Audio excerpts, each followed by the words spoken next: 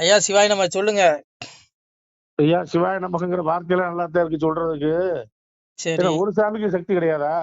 ஏன் என்ன பிரச்சனை? நேத்து திருப்பூர்ல பாத்தீங்கன்னா இந்த குமரன் குன்றுங்கிற முருகன் கோயில வந்து போர் அடிச்சு விட்டாங்க. கோயில் அடிச்சிட்டாங்களா? அவன் அதை சுத்தி சுத்தி அதான் நடக்குது. இந்த திராவிட மாடல் அதான் நடந்துகிட்டு இருக்கு. நீங்க தானே பூசை பண்ணீங்க போன மாசம் போய் அங்க. ஆமா, கல்யாணம் பண்ணி வச்சோம் போய். அருமையான முருகன், எல்லா சுவாமியும் இருக்குது. சரி. எல்லாத்தையும் எடுத்து காலி பண்ணிட்டேன். ஒரு சாமிக்கு சக்தி கிடையாது இருக்காதா? ஒண்ணு புரிஞ்சுடுங்க ஐயா, சாமிக்கு சக்தியே கிடையாது. எந்த கடவுளுக்கும் சக்தி கிடையாது கலியுகத்துல. ஒண்ணு புரிஞ்சு, சிவனுக்கும் சக்தி கிடையாதுயா. நான் சொல்லல, எங்க அப்பன் சொல்றான். ஒண்ணு இல்ல, இந்த திராவிட கும்பலு செருப்ப கலட்டி கொண்டு சாமியை அடிச்சாலும், எந்த கோயிலை இடிச்சு செதைச்சு அதுக்கு மேலேயே காலோட நடந்து போனாலும் இந்த தெய்வம் இவனுகளை கேட்காது. ஏன்னா இவனுக்கு எல்லாம் களி குட்டிகள். நான் சொல்லல. ஏன்னா ஒண்ணு புரிஞ்சுங்க, எல்லா மனுஷ பயில்களுக்கும் 7 வாய்ப்பு கொடுக்கப்படுது. நல்லா புரிஞ்சுங்க. இவனுக்கு தப்ப முடியும்னு நினைக்கிறீங்களா? ஒரு பயிலும் தப்ப முடியாது. எங்க அப்பா சொல்றான். அதாவது கலியுகத்துல ஒண்ணு புரிஞ்சுங்க, துரியோதனன் 6 பிறவில அசுரனா வந்தான். இரணியனா வந்தான், ராவணனா வந்தான். அவனுக்கு 7 பிறப்பு, 6 பிறப்பு. 7வது பிறப்பு வந்து கலியனாக பிறவி செய்யப்படுறான். எதுக்கு? மனித பிறப்பு. 7வது பிறப்பு மோட்சத்தை கொடுக்கலான்னு சாமி முடிவு பண்றான். அப்ப எல்லா மனிதர்களுக்கும் 7 வாய்ப்பு கொடுக்கப்படுது. இந்த கலியன் கேட்ட வரம் என்ன தெரியுமா? எங்க அப்பாட்ட துரியோதனன் கடைசி ஆத்மா அவன் கேட்ட ஒரு வரம் என்ன? இதேதான் கேட்டான். மாயவனார் தன்னுடைய வாய்த்த முடிதனையும் தூயவனார் சக்கரமும் சூதமுடன் தாரும் என்றான். அரணுடைய வெந்நீரும் அந்தனரின் தன்பிறப்பும் வளமுடைய சக்தி வழக்கூறும் தாரும் என்றான். சிவமூலம், சக்தி மூலம், கணபதி மூலம், சுப்பிரமணியர் மூலம், காமாட்சி தன் மூலம், யமனுடைய மூலத்தை கேட்கிறாயா. யமனுடைய காலன் தன் மூலம், 1008 அண்டம் நிறை மூலம், வாய்த கண்ணே வரமாக தாரும் என்றான். ஏ சிவனே, முதல் வரை எனக்கு இந்த பெருமாள் தான் 6 பிறவில கொண்டான். இந்த அயோக்கிய பயில நான் இந்த பிறவில இவனை போட்டு மிதிக்கணும். அதனால இவனை காலி பண்ணணும். அதனால நீ என்ன பண்ற? முதல்ல அவனுடைய சுதர்சன சக்கரத்தையும் அவனுடைய திருமுடியையும் நீ எனக்கு வரமா தரணும். அப்பதான் இந்த பூலகம் புள்ள என்னுடைய பிள்ளைகள், என்னுடைய வம்சாவளிகள் ஆட்சி ஆள்வான் இந்த கலியுகம் முடிகிற வரைக்கும். நீ வரத்தை கொடுன்னு கேட்டான். எங்க அப்பா எப்படி தெரியுமா? எங்க அப்பனே மாரி ஒரு அறிவாளி உலகத்துல எவனும் கிடையாது. வரத்தை கொடுத்துட்டு ஓடுவான். அன்னைக்கு வல்லரக்கனுக்கு வரத்தை கொடுத்து ஓடுனானா இல்லையா? இவனுக்கு வேலையா இப்ப கலியனுக்கு வரத்தை கொடுத்துட்டு ஓடி ஒளிஞ்சிட்டான். இப்ப சாதுக்களாகிய பிள்ளைகள் நீங்க கஷ்டப்படுவீங்க. இவன் கோயிலை இடிச்சாலும் இவனுக்கு கை கால் விளங்காம போவாது. சாமி கும்பிடுறவனுக்கு தான் கை கால் விளங்காம போகுது. புரியுது? உண்மையா இல்லையா? இவனுங்களுக்கு கொரோனா வராது. கொரோனாவே இந்த கும்பலை கண்டு பயந்து ஓடுதியா. அப்போ நல்லவன் தான் செத்தான். அப்போ ஒண்ணு புரிஞ்சு, நீங்க ஒண்ணு என்னடா நல்லவன் தான் சாவறானா அப்படின்னு நீங்க நினைக்க கூடாது. ஒண்ணு புரிஞ்சுக்கோ, நல்ல ஆத்மாக்கள். எங்க அப்பன் சொல்றான், செடிகளைத்து வேட்டையாடி தெளிந்த முயல் பிடிக்க வந்தேன், அதிகமுள்ள வெடிகள் கொண்டு அமைத்து வைத்து சுட்டிடுவேன், பழிபாவம் செய்திடுவேன், பார்த்து இருங்கோ கொஞ்ச நேரத்தில். செடிகளைத்து வேட்டையாடி நல்ல பிள்ளைகள், என் பிள்ளைகள், என் குழந்தைகள், என் செல்வங்கள், என்னை வழிபடக்கூடிய என் தங்கங்களை நான் அப்படியே அந்த முத்து போன்ற அந்த பிள்ளைகளை செடிகளைத்து வேட்டையில தெளிந்த அந்த நல்ல ஆத்மாவை நான் அறுவடை செய்து என்னுடைய முக்தி வீடு, மோட்ச வீடு ஆகிய கைலாயத்துக்கு எடுத்து செல்கிறேன்னு எங்க அப்பா சொல்றான். ஆனா இந்த அயோக்கிய நாய்களை, இவனுகளை, இந்த மதவர், இந்த இந்து மதத்தை அழிக்கணும்னு நினைக்கக்கூடிய இந்த கும்பலை, இவனுகளை இறப்புக்கு அப்புறம் பால் நரகத்துல கொண்டு தள்ளுறான். தள்ளி இந்த இவனுடைய ஆத்மாவை அங்க தள்ளி ஆக்கினை தண்டனை கொடுத்த பிறகு இறப்புக்குரிய மண்டுலகளை 84 லட்சம் பிறவி, புழு, விலங்கு, பறவை, இந்த மலம் இருக்கு பாருங்க, மலம், மனித மலம், அதுல புழு நெளியும். அந்த பிறவி இந்த அயோக்கிய பயல்களுக்கு கிடைக்கும். இது எங்க அப்பா சிவன் மேல சத்தியம், எழுதி வச்சுக்கோ. நடக்கும். உடல் தான் அழியுது, இந்த ஆத்மா அழியாது. ஏன் கலியுகத்துல இப்படி நடக்கு? எந்த தெய்வத்துக்கும் சக்தி இல்லைன்னா எங்க அப்பா சிவம் கொடுத்த வரம் பொய்யாகாது. இந்த கலியுகம் முடிந்து தர்மயுகம் வர்ற வரைக்கும் எந்த தெய்வத்துக்கும் சக்தி கிடையாது. நீ சிவனையே சிறப்பு கலத்தி அடிச்சாலும் சிவன் இந்த திராவிட கும்பலை தண்டிக்க மாட்டான். ஏன்னா இவனுக்கு கலியனுடைய வாரிசுகள். எங்க அப்பா கொடுத்த வரம் என்ன? அத்தனை தேவதையுடைய சக்திகளையும் கலியன் வரமாக பெற்றான். புரியுதா உங்களுக்கு? சுப்பிரமணியர் மூலம் யமனுடைய மூலத்தை வைட்டாங்க. யமனுக்கே சக்தி கிடையாது. இவன் நினைச்சா எவன வேணாலும் கொள்ளலாம். அந்த அளவுக்கு அன்னைக்கு நடந்துட்டு இருக்கு. அதனால கலியுகம் முடிகிற வரைக்கும் எந்த தெய்வமும் கேட்காது.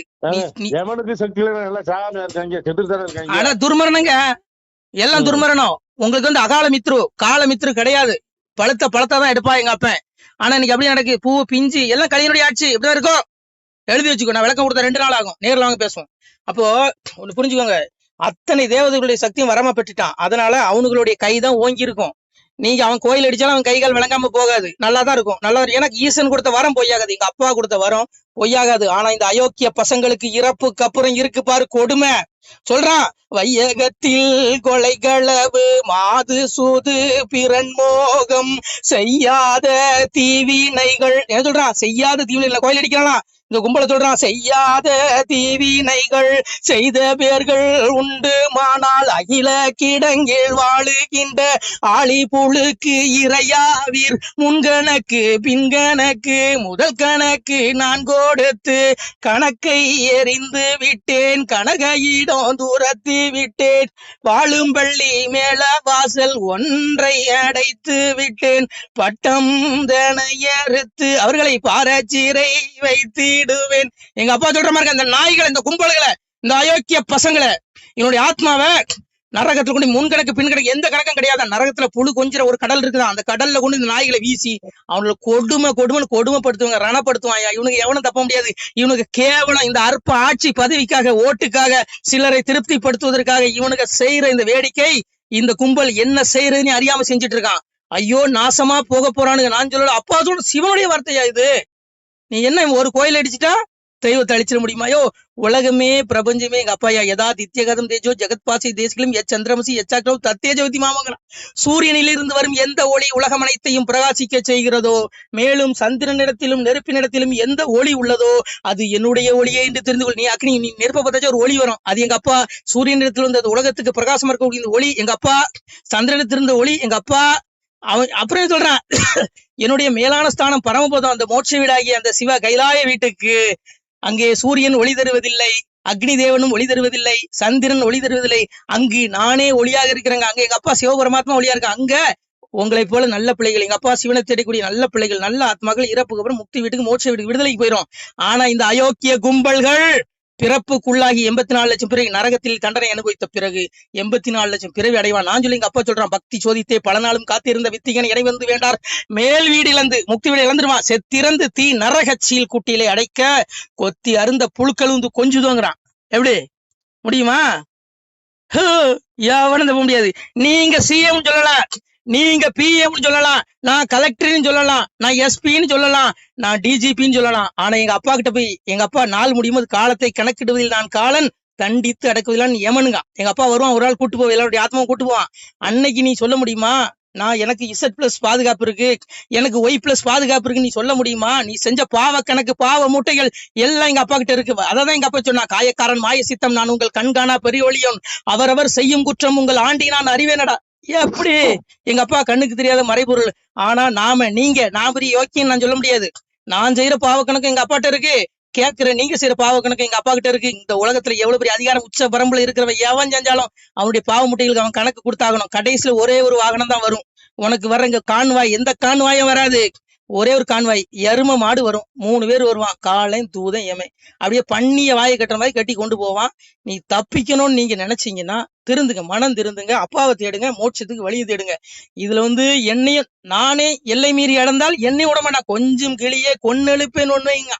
நீ அவனை எங்க அப்பா சிவனை கும்பிட்டா மட்டும் விட்டுருவானா? விட மாட்டேன். அதை தான் சொன்னான், தாய் தமர்கள் என்றும் தன்களை என்றும் பார்ப்பதில்லை, வாய் உரமாய் பேசும் வம்பர் என்றும் பார்ப்பதில்லை, அன்பாகி வந்தவரை நான் அலைச்சல் செய்து ஏற்பதுண்டு, வம்பான மாற்றானை நான் வளர்த்து ஏற்பதுண்டு. அன்பா என் பிள்ளைகள் என்ன தேடா மோட்சம். நானே உனக்கு ஊருக்கு உபதேசம் நான் மீறி நடந்தா என்ன விடுவானா? என்னையும் நரகத்துல போட்டு கொண்டுருவான். அதனால எங்க அப்பனுக்கு நியாயத்தராசுன்னு ஒண்ணு இருக்கு. இங்க எவனும் தப்ப முடியாது, கேட்கிற நீங்களும் தப்ப முடியாது. அதனால புரிஞ்சுக்கோங்க, அப்பாவை தேடுங்க, மோட்ச வீடு ரெடியா இருக்கு. நம்ம பிறந்ததே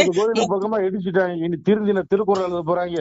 ஐயா இங்க பாருங்க, பிரபஞ்சத்துல உடல் தான் அழியும், ஆத்மா அழியும். அந்த ஆத்மா ஆக்கினை உண்டு, புரிஞ்சுக்கோங்க ஐயா. நீங்க ஆத்ம தேடல், இந்த உடலை விட்டுருங்க ஐயா. இன்னைக்குலாம் நாளைக்கு மரண உறுதி. இந்த உடலை எந்த கொம்பனாலையும் காப்பாற்ற முடியாது. ஆத்மாவை காப்பாத்திக்கோ, ஆத்மா ஆக்கினை கொண்டு போயிடாத. 84 லட்சம் பிறவி இன்னைக்கு கசாப்பு கடையில் தொங்குது பாரு ஆடு, எல்லாம் தான் 84 லட்சம் பிறவி கிடைக்கும். கொண்டு திம்பான். புழுவா பிறப்ப, பண்ணியா பிறப்ப, நாயா பிறப்ப. இன்னைக்கு 1000 கோடி பங்களா வச்சிருப்ப, அன்னைக்கு செத்துக்கு அப்புறம் உன்னை சந்தன கட்டையில உன்னை எரிச்சிருவான். ஆனா உன்னுடைய ஆத்மா அதே பங்களா முன்னாடி தெருநாயா பிறந்து 10 கூட்டி போட்டு நீ திரிவ. உனக்கு ஜாலரா அடிச்சவெல்லாம் உன் உடம்புல ஒட்டுண்ணியா இருப்பான். இந்த நாயில உண்ணி இருக்க மாதிரி ஒட்டுண்ணின்னு சொல்லுவாங்க தெரியுமா? நாய் உட்காந்து ரத்த தூரியம் இருக்கு. அந்த மாதிரி இந்த கும்பலுக்கு சாலரா அடிச்சவெல்லாம் அந்த பிறப்படைவான். இது சத்தியம் வார்த்தை. எங்க அப்பா ஆதி சிவன் மேல சத்தியம் பண்ணி சொல்றீங்க, இது நடக்கும். எங்க அப்பா மேல சத்தியம் பண்ணி சொல்றேன், நடக்கும், எழுதி வச்சுக்கோ. அதனால இங்க கோயில் அடிக்கிறேன், குளத்தடிக்கிறேன், ஒன்னு கிழிக்க முடியாது. இடிச்சுக்கோ, நீ செருப்பால கூட எங்க அப்பா அடிச்சுக்கோ, வாங்கிக்குவான். இருக்குது அரசு நன்று கொள்வான், நின்று கொள்வான், உனக்கு ஒரு நாள் வரும். சிவாய நம. திருச்சிட்டம்பலம் தில்லையம்பலம்.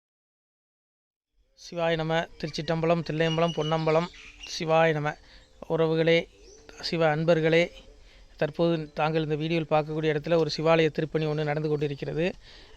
இந்த இடத்துல பார்த்தீங்கன்னா முன்பு ஒரு காலத்தில் வந்து ஒரு சிவாலயம் இருந்திருக்குது. அதாவது இந்த ஏரியா வந்து இப்போ வந்து ஒரு தென்னை மரங்கள் பனைமரங்கள் சூழ்ந்த காடாக இருக்கிறது.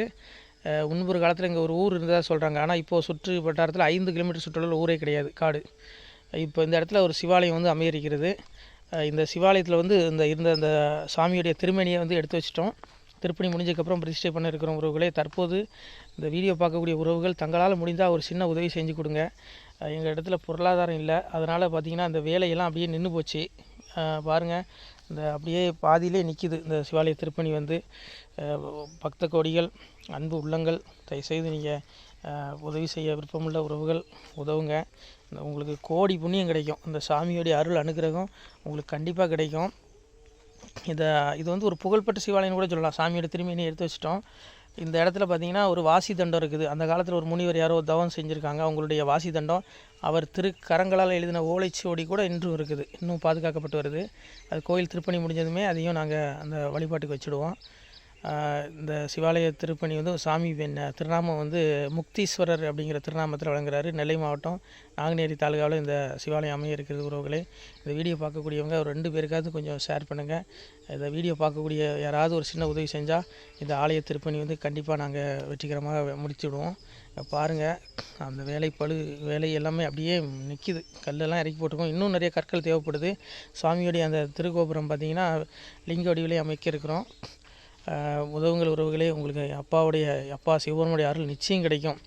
எம்பெருமான் சொல்வான், வாழுவீர் தாழ்வில்லாமல் மக்களும் கிளைகள் கொஞ்சி நாளுமே மகிழ்ச்சியை கூர்ந்து நலமுடன் வாழும்போது நீளுமே எனது செங்கோல் நீதியும் நெறிபோல் வந்து ஆளுமே உங்கள் தன்னை அன்புடன் அலையாவண்ணம். உங்களை எம்பெருமானுடைய அப்பாவுடைய திருவாசகத்தாலேயே வாழ்த்துறோம் உறவுகளே.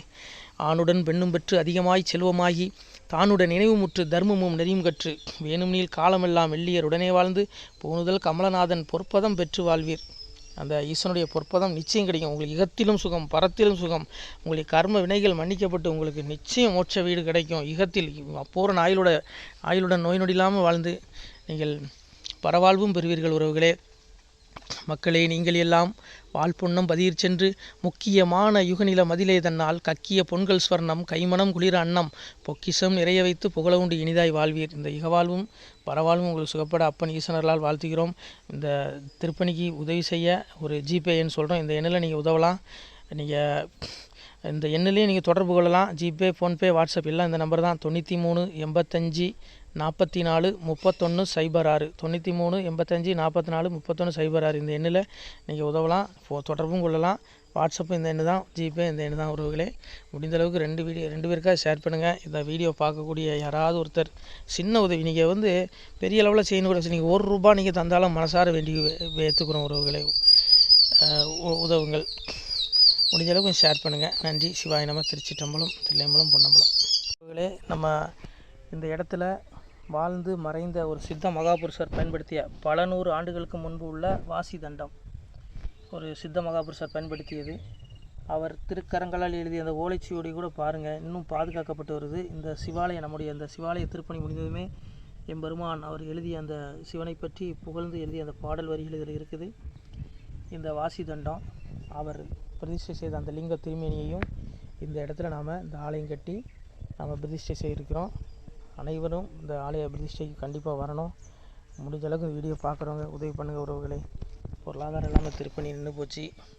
முடிஞ்ச அளவுக்கு ஷேர் பண்ணுங்கள், உதவுங்க. நன்றி. நம சிவாய. திருச்சிற்றம்பலம், தில்லையம்பலம், பொன்னம்பலம்.